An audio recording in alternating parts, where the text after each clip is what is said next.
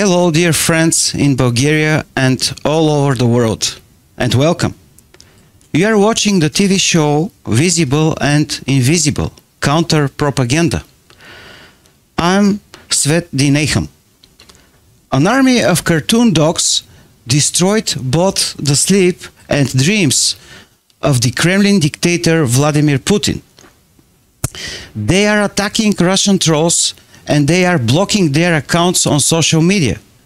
They turned Twitter from a place where Russian bots, trolls, propagandists, influencers, official political figures, and all other kinds of vatniks were feeling superior for quite some time, into a place where freedom prevailed over propaganda. They are NAFO, North Atlantic Fellow Organization.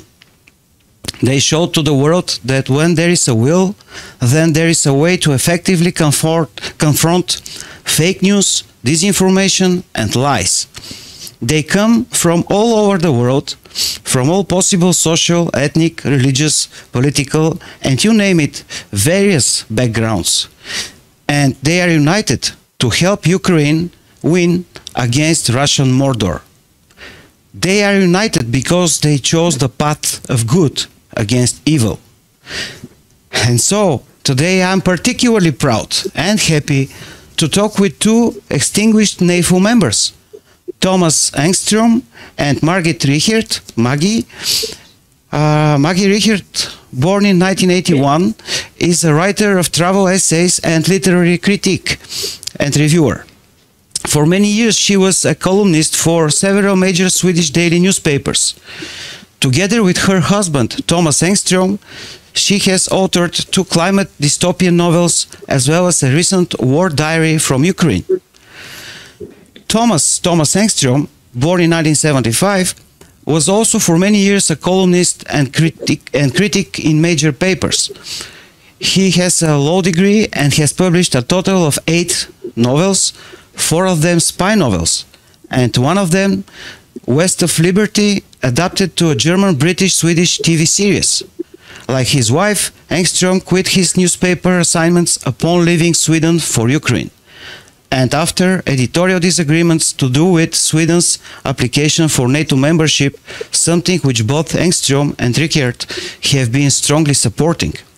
Both are now concentrating on the work they do in Ukraine for the Georgian National Legion. So, welcome Maggie and Tom. Thank you. Thank you. We sound really important when you present us like that. It doesn't feel like that. And really strange, perhaps. My first question to you is, please tell the public what is NAFO. Well, it's silly cartoon dogs, and we raise funds for the Georgian Legion. That's the center of it, the real center of it. And then it's grown in all directions, really. Like, some people are really into countering Russian propaganda. Others are more into donations, but I mean, that's what centers it all. And we're basically just people who are not happy with Russia and Russia's role in the war in Ukraine. We fundraise for the Georgian Legion and for everything for Ukraine to win. I think to a certain extent it is also a preemptive resistance movement. Like for people in Western Europe and America and Japan and Korea and Australia and wherever you go, good people now are imagining what it would be like to be under Russian fascist occupation. And this has grown organically because I think everyone wants to be part of a resistance movement against something like that. So it's an act of solidarity with Ukraine, but it's also like a thought experiment, but a very practical and good one. Of how do we combat these bastards before they even get to our countries? I think that's part of it, at least. But, yeah, I think so. I mean, Ukraine is obviously fighting for all of us, so it's going to be. We have to support them. And how did you two actually? How did you decide to join NAFO? I don't even know if the term NAFO was coined when we joined. since we have lived in Georgia, so the Georgian Legion is, it's very close to heart. It's Ukraine and Georgia, the two countries we love the most. I have been looking for ways to donate to them. I even wrote a column about it in the Swedish newspaper.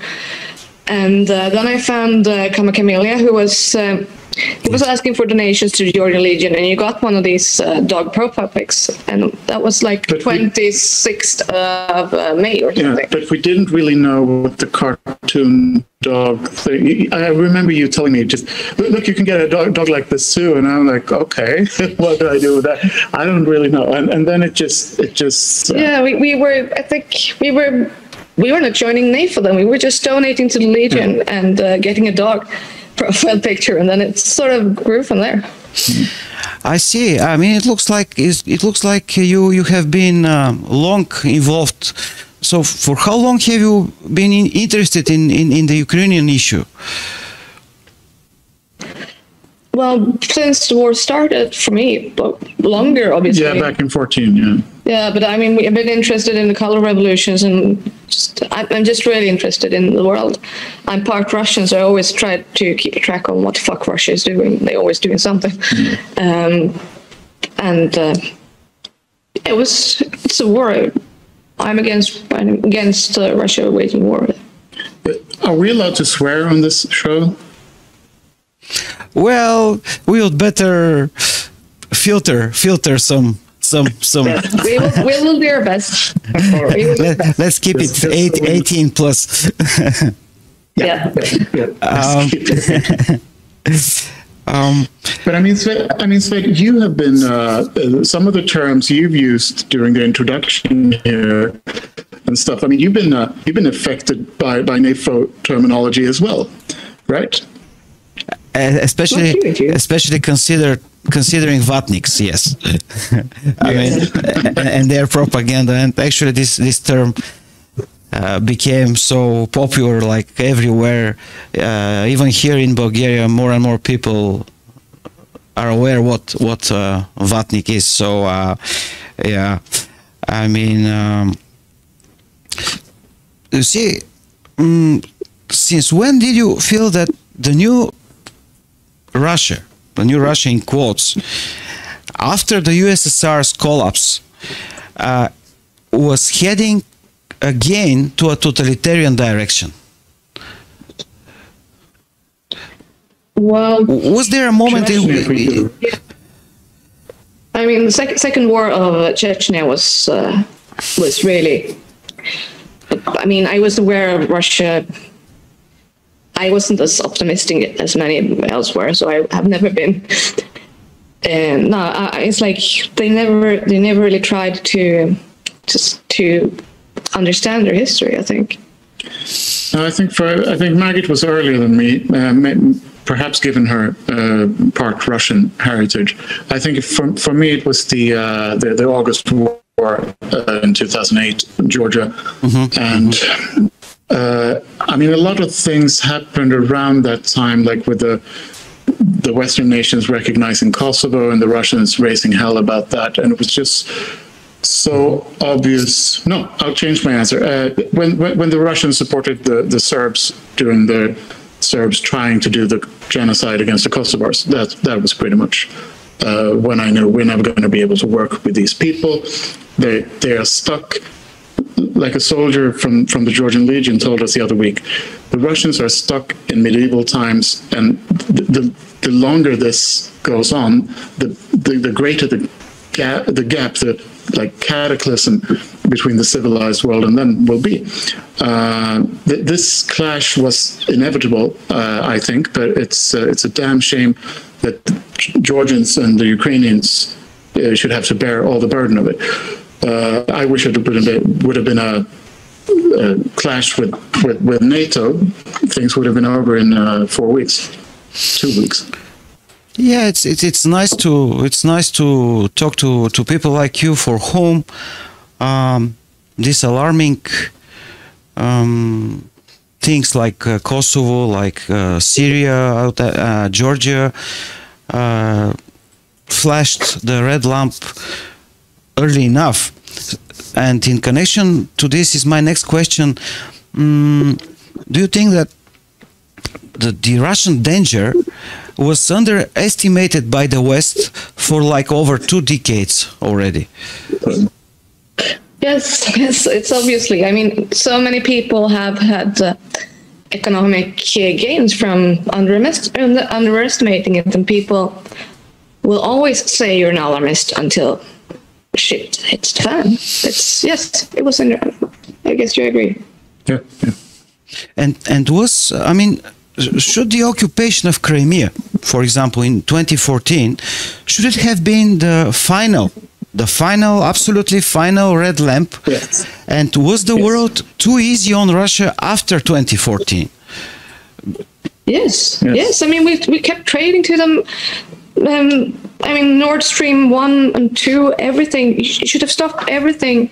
Should have stopped it even in 2008 with Georgia, but we didn't do. But at the very least, when they took Crimea, it was disgraceful. Yeah, that should have been the definite red line, absolutely. But the leaders we had back then, I mean, the quality of Western leaders has deteriorated for decades, but this was really bad. I mean, we had Obama, we had Merkel, we had David Cameron, we had all these. I mean, historians are going to look at this period and say, "What the fuck happened there?" When all people cared about was making money, doing business with Russia, and just daydreaming, wishing that Russia would somehow go away. And the weakness, I remember when Obama stood up in that press conference after the first major chemical weapons attack in Syria, and he says, "Yeah, you crossed it. Yeah, now you crossed the red line, and I'm going to let the Senate vote about it." And it's like, you're the goddamn president. You said this was going to be a red line for you, but now you're showing China, Russia, Syria that they can do whatever they want because you don't want to take responsibility. And that, I think I was like 38 or something at the time, and I just remember the floor just disappearing from under my feet because I thought, we don't have any leaders anymore. This is crazy. No one's fucking driving. Sorry, no one's driving. No, it's scary. Yeah. See, NAFO's story was covered by so many major international media, such as Washington Post, Politico, The Economist, etc. So, do you feel that the mainstream media need to do more about Ukraine?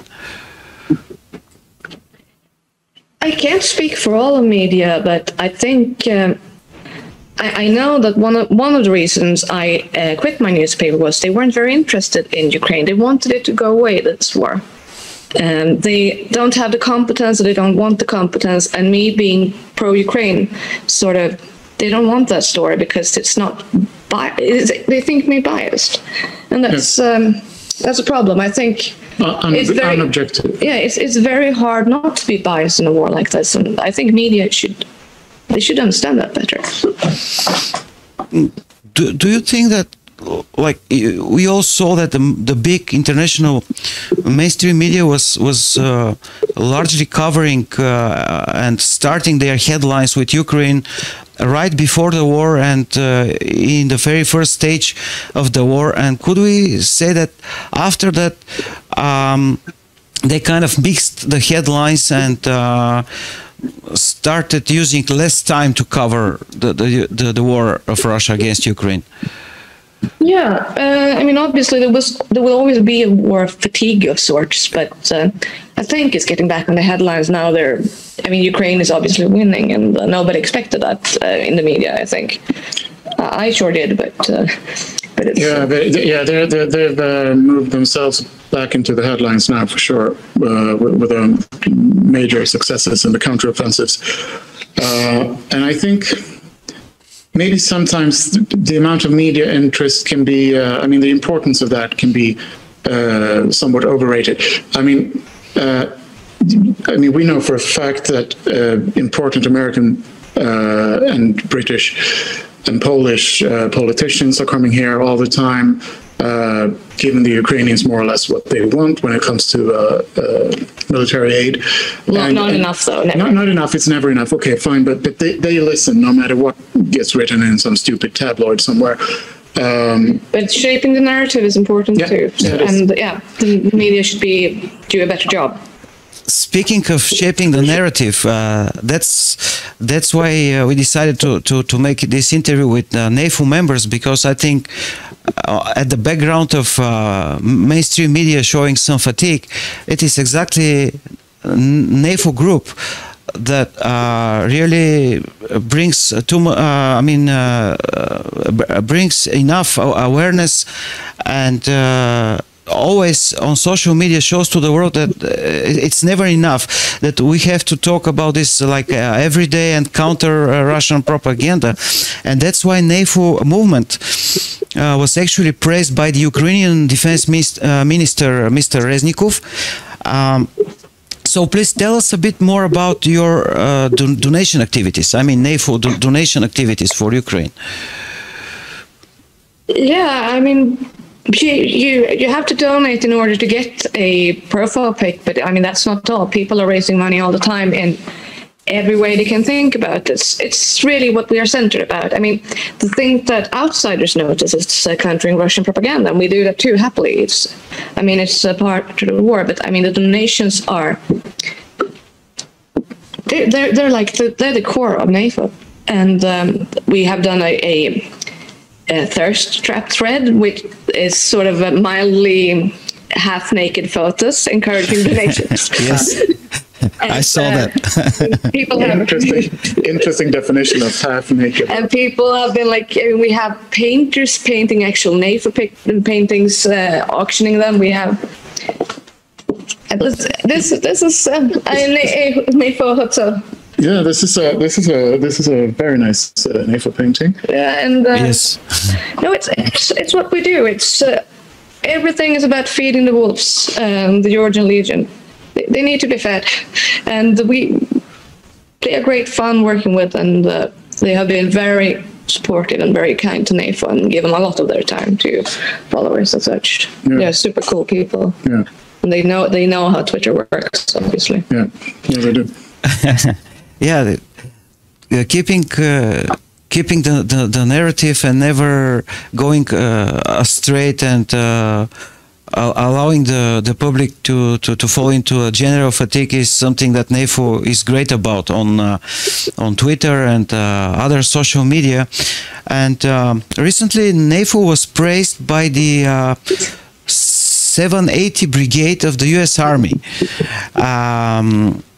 And they deal with cybersecurity, etc. At the same time, the Russian propagandist channels like Russia Today and Sputnik, they claim that NAFO was established by some Western secret services. So, do you feel like you are in some kind of a spy movie? Yeah, I mean, the fun part is I'm very happy if the Russians believe that we are a CIA sponsored. And they do. Yeah. They do. They totally believe that. But I mean, this is the sort of thing, you can't really create a thing like that. It grows organically and it develops an entirely separate internet culture. It's really hard to mastermind something like this. I don't think the CIA are good enough to do this. No, I mean, we're too stupid. They would have tried to be much smarter, but we just send stupid memes to people. Yeah, and I think for an authoritarian system like Russia has, this is impossible for them to wrap their heads around. It's just imagine we do this for free. Yeah, for fun, for free, and just to fuck with them. They can't wrap their heads around that. They pay their stupid trolls to spread Vatnik bullshit, but we do it for free because we're just stupid, brain-damaged cartoon dogs. So what are we going to do?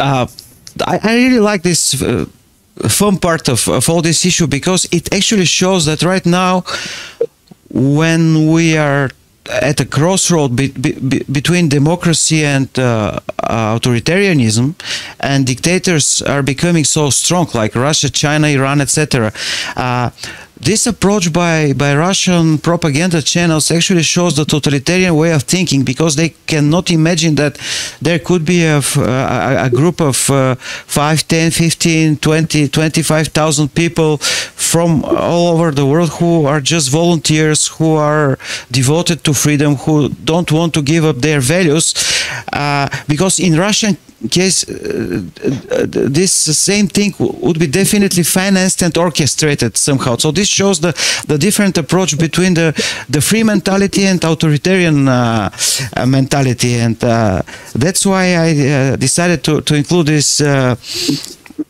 funny spy questions, because the more NAFO influence grows, the more NAFO will be obviously attacked by Russian channels, and it shows that you are doing a great job and you are actually pissing them off. Do you think so?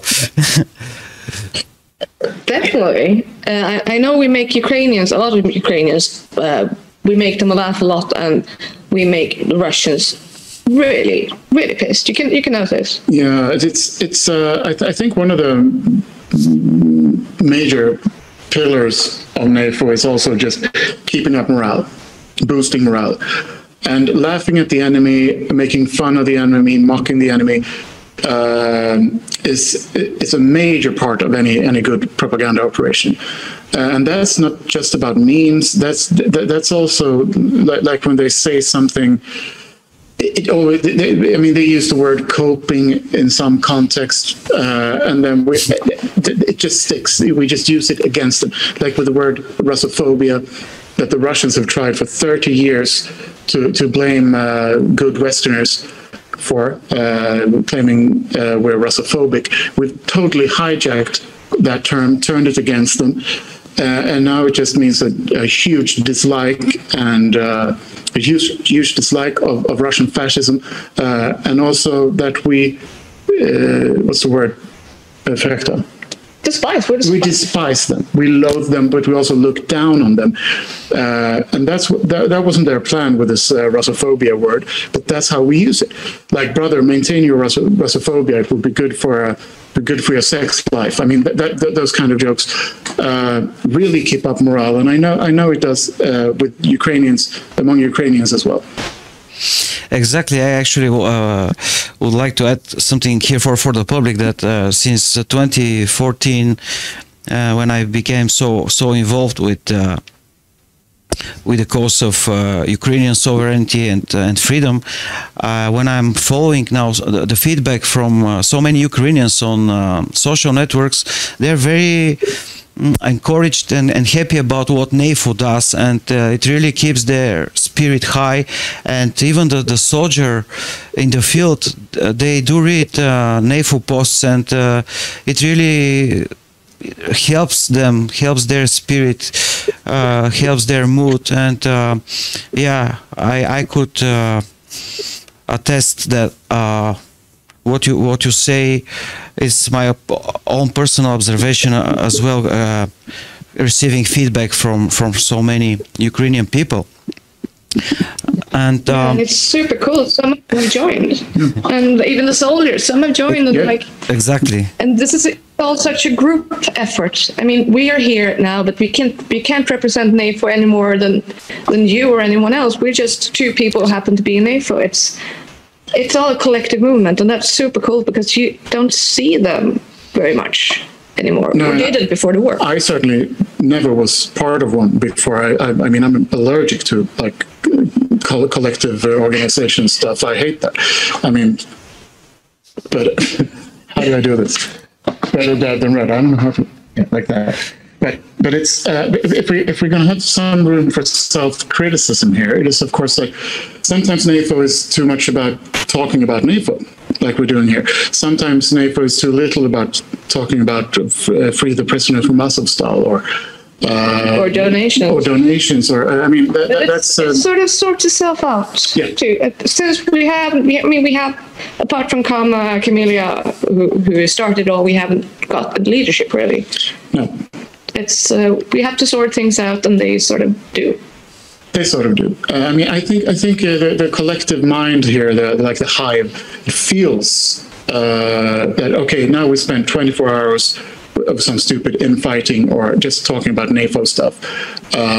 Let's see what happens on the battlefield, and let's mock the Russians for the huge setbacks. This supposedly second strongest army in the world just collapsing and routing right now. Let's focus on that, and that usually people grow tired. This is the internet, and people grow tired of doing the same thing. Yeah. So it's constantly evolving, and it's super cool.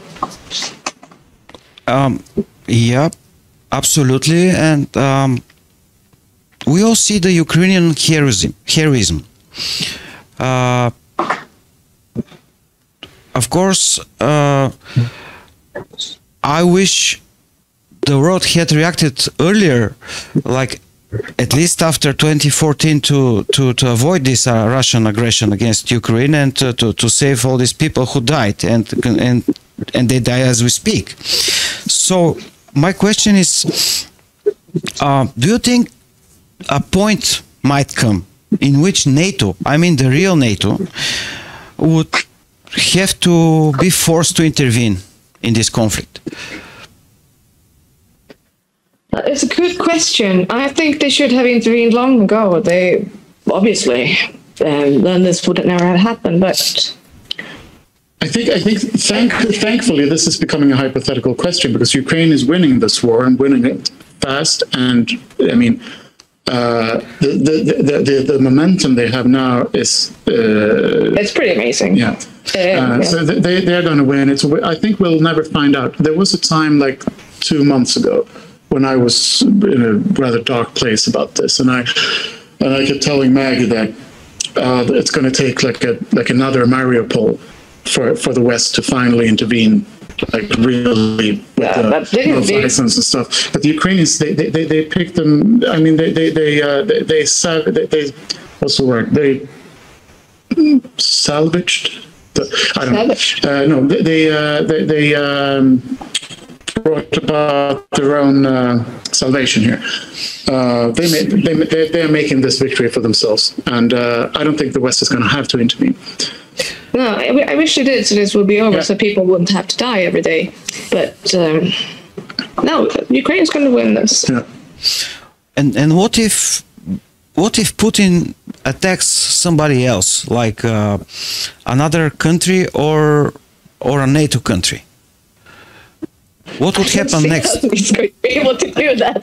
I'm sorry. What country would that be? I mean, Finland, Russia would get their asses kicked in 2 weeks. I mean, Moldova, Ukraine would save Moldova. I'm pretty confident. I mean, well, I mean, hypothetically, if they would get their ass kicked. I mean, if they attacked a NATO country, I mean, good luck to Russia. Yeah. It's like, no, I'm not worried. I would have been worried before, but. No, we have seen how bad the Russians are, and they can't even fight. It's not even an army. It's just a pack of looters, and now they're fleeing. So, you say that we shouldn't fear Putin all the time, and we shouldn't fear that he might win against NATO, right? No.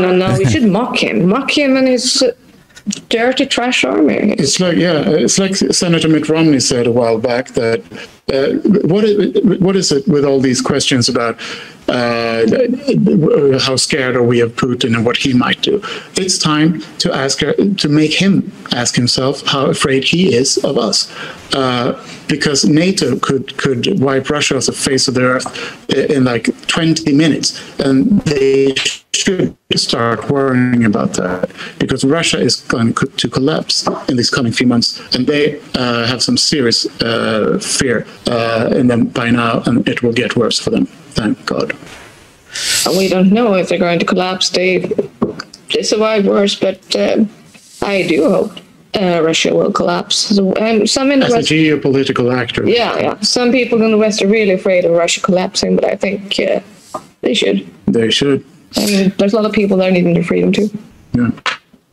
We see the firm position of countries like Poland, like Lithuania, Latvia, Estonia, Finland, and Sweden, etc. There are others too, but at the same time, we don't see the same position by so many others. Some are acting on the basis of a shameful compromise. and appeasements of Putin. Is it time for Europe to look for more devoted leadership that would ensure Europe finally gets out of any Russian clutch? I would hope so, and I just like to add, I would want Sweden to do very, very much more. Sweden doesn't deserve to be in that category. You know. Sweden should do more, but yeah, I wish we had a leadership. Talking about the strong leadership will always sound like you're wishing for a Putin, but that's not the case. I mean, where are the Zelenskys of the West now, and why don't people elect them? Yeah. It's I do keep wondering that. What the fuck is wrong with people these days? Poland, Lithuania, Estonia, Latvia has been. I mean, they've been amazing throughout this. The UK and the US to a large extent. The rest of Western Europe. Czech Republic has been. Yeah. Czech Republic, Finland has been cool. I mean, Finland has a huge land border with the Russians, so they have to. They can't send as much. No, the Finns are Finns. They've been killing Russians for long. And I think NATO has been sort of a catalyst in this. I just feel my own international network has been so enriched by. If you see a dog pic, you know that person is going to be on the right side, except for some infiltrators, but you discover them fast enough. But so if I see a dog pic for someone from Japan or Korea, people I've never been in much contact with, you start talking to them and they start raising the issue of Taiwan or Hong Kong. Yeah, we have Taiwanese people. We have from Hong Kong. Yeah, and we're forging new international alliances now that would have probably happened, of course, without NATO anyway. But it's just so much more efficient now because we find each other instantly. And that's a really cool thing to be a part of. Yeah. Yes. You remind me of something important. Except for all those European countries with firm position I mentioned, we should definitely add here really countries like Australia, Japan, South Korea. I remember these Japanese workers who painted their train in Japan in the colors of the Ukrainian flag to show solidarity. I actually wrote a poem about this. Except for these European countries which we mentioned, there are others in the world who really showed now in a real situation they do care about freedom, and they're showing their bravery. Yes, you are absolutely right mentioning Japan, Taiwan, and others. So it means that it's made me care more about even more about Taiwan and Hong Kong and everything, because I mean these people care about Ukraine. Of course, I keep caring even more about them. So it's really international solidarity. Exactly.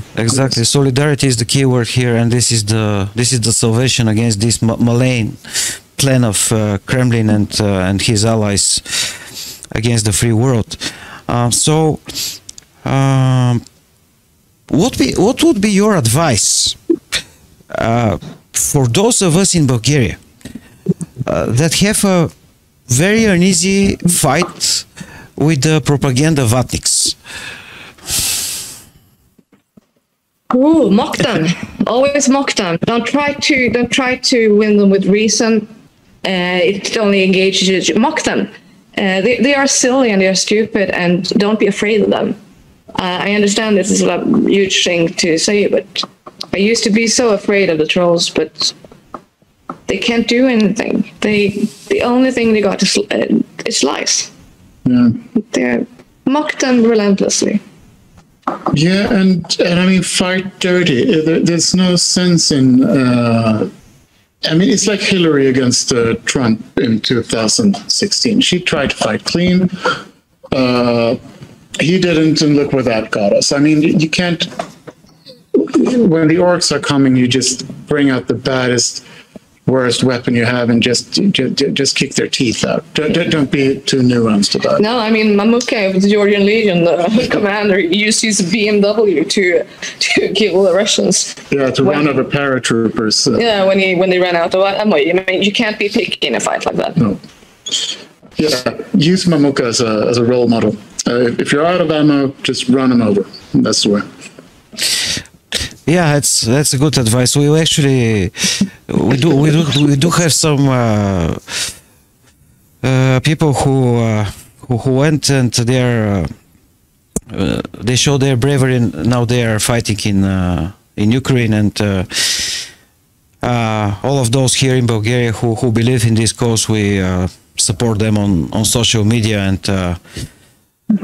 show them our moral and political support. What do you think? Glory to the heroes. Why did Putinism in general? Why did it gather so many supporters all over the world? I mean, recently we saw rallies like in the Czech Republic, in Austria, and so many other places. What do you think is the reason for this ideology to spread and into so many minds and hearts all over the world? I think it's part money. I mean, they spent a lot of money on this to spread, and I mean, some people will like authoritarianism. They want. I mean, it doesn't matter if they're leftist, tankists, or right-wing fascist.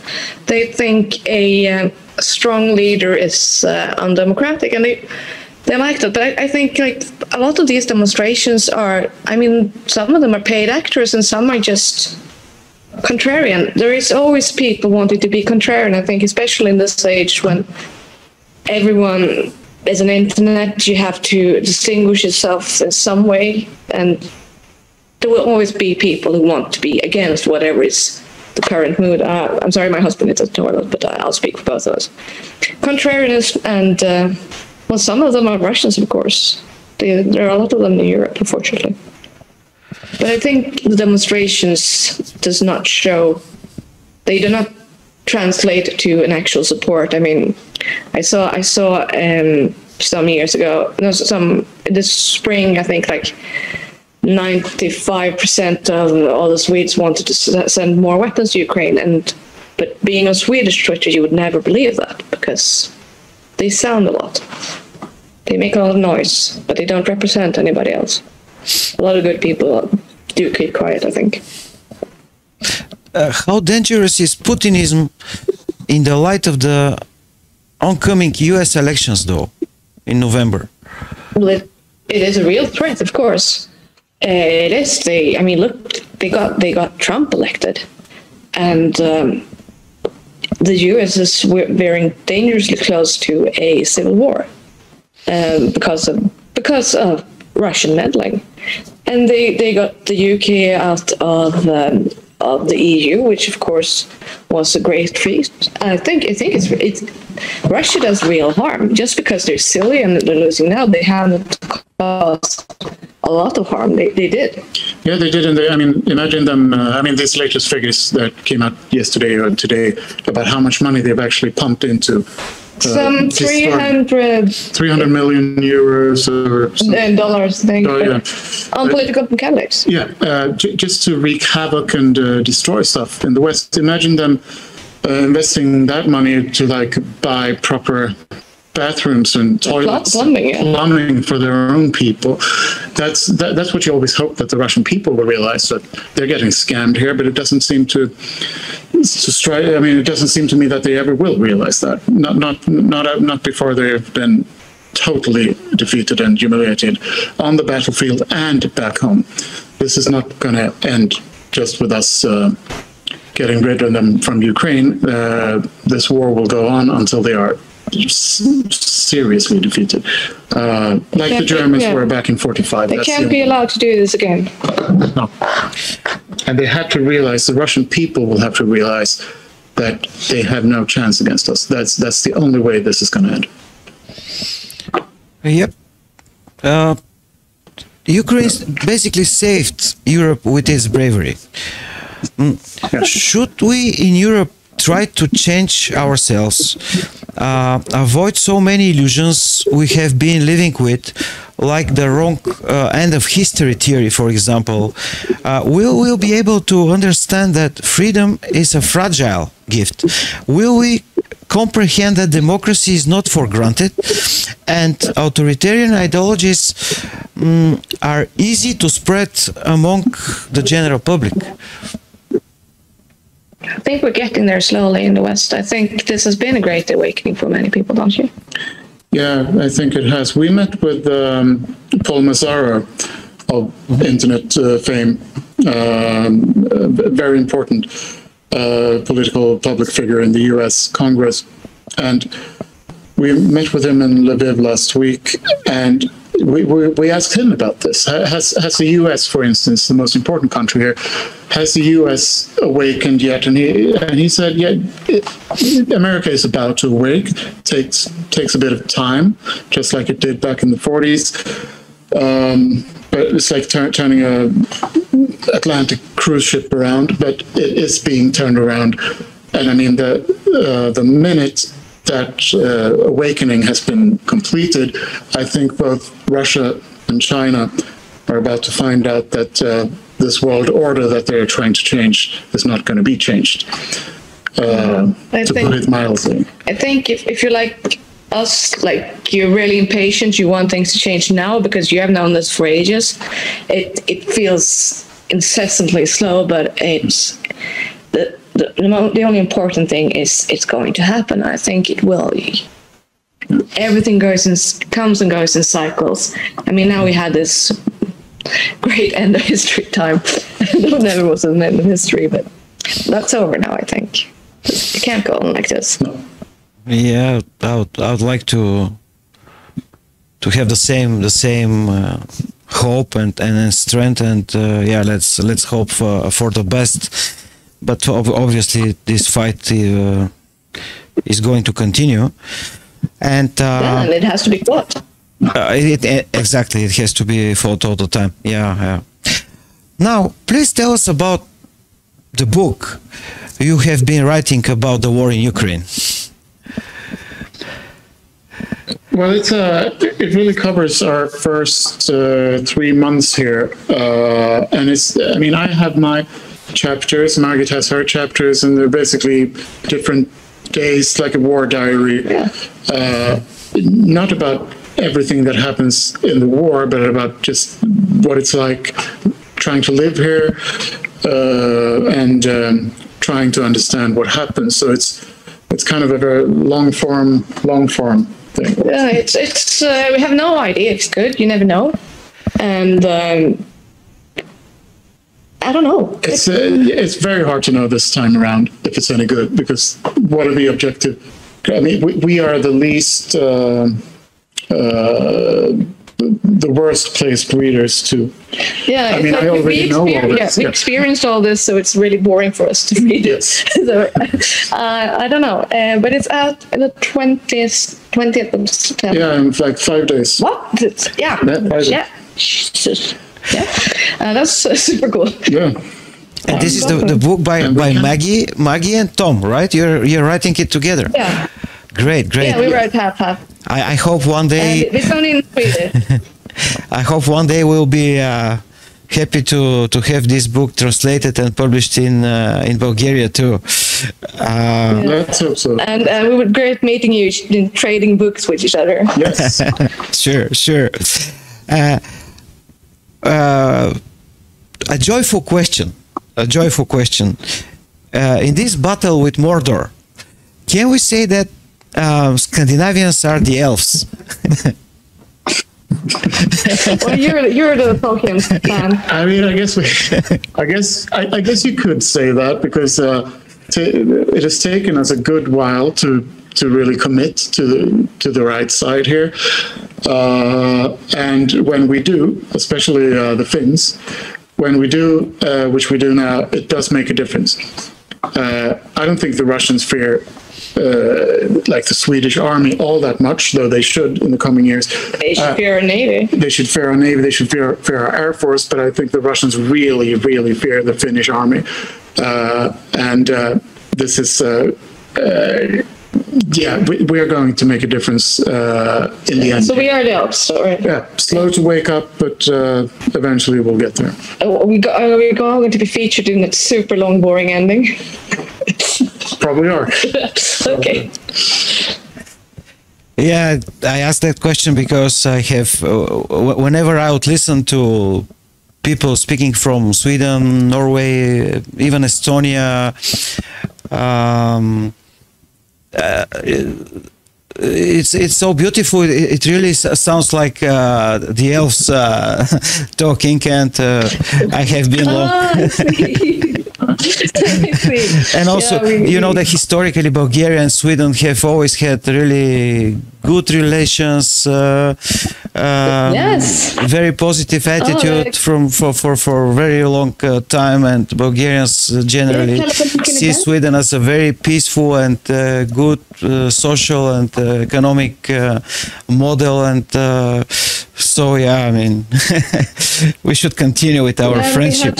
We had Charles XII down in Bulgaria, and without you, we wouldn't have the Swedish dish called dolma, which is basically dolma, but with cabbage and pork. It's true. Yeah. It's true. No, we remember Bulgaria fondly. It's a cool country. I hope I get to one day. Yeah. Fight Vatnik too. Sounds great. Sounds great. Thank you. Yes. And now we have come to the end. And final question: what would be the first thing you would do after the Ukrainian victory? Oh, we go to Georgia and fight there. Yeah. That's Go to Georgia and kick the Russians out of there. Yeah. Okay, guys, I really thank you so much, and Thank you.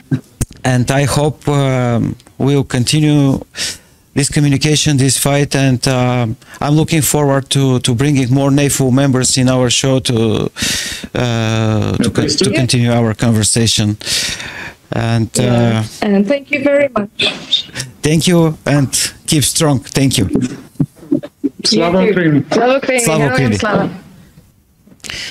This was my exclusive and amazing interview with Maggie Richert and Thomas Engström from the NAFU movement. I'm looking forward to continuing interviewing NAFU members from all over the world.